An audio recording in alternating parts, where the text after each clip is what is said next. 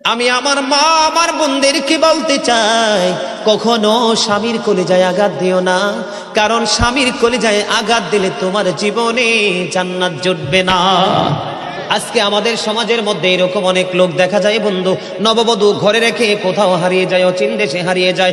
বন্ধু একটা কথা মনে রাখবেন, আপনার স্ত্রী শুধু আপনার কাছে এসেছে পোশাকের জন্য নয়, খাবারের জন্য নয়, টাকা পয়সার জন্য নয়। স্বামীর কাছে যেই খোরাক স্ত্রীর জন্য আছে, এবং স্ত্রীর জন্য স্বামীর কাছে যেই খোরাক, স্বামীর জন্য স্ত্রীর কাছে যেই খোরাক আছে, পৃথিবীর কোথাও সেই খোরাক নাই। এটা স্বামী স্ত্রীর জন্য অবর্ণনীয় এক নিয়ামত।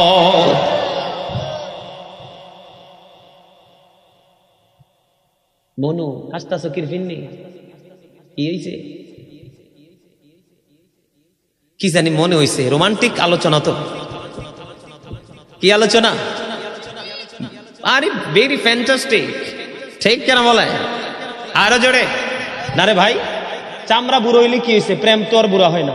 প্রেম কি চামড়ায় থাকে না কালবে থাকে? কালবে থাকে। বুঝতে হবে তো।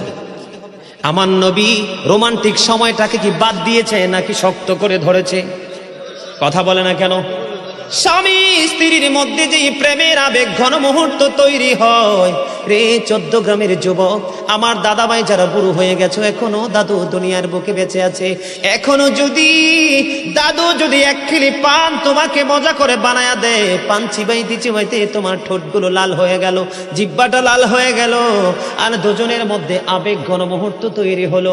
আমার নবী বলেছে, স্বামী স্ত্রী এই রোমান্টিক সময়টাতে যদি 1টা ঘন্টা যদি কাটাইতে পারে রে, তাহলে 1 বছরের নফল ইবাদতের সওয়াব দিয়ে দিবে।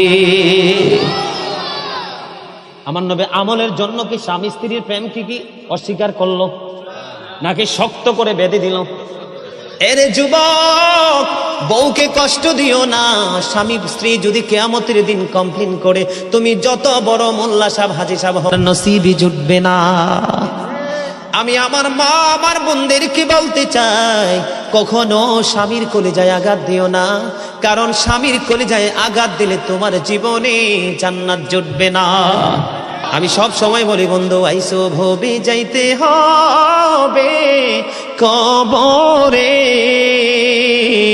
হিসাব নিকাশ দিতে গো হবে হাসরে।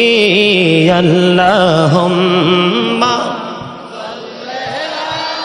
লা মুহাম্মাদ ওয়া আলা আলি মুহাম্মাদ ওয়া আলা আলি মুহাম্মাদ। কারে বাবারি কারে বাঘ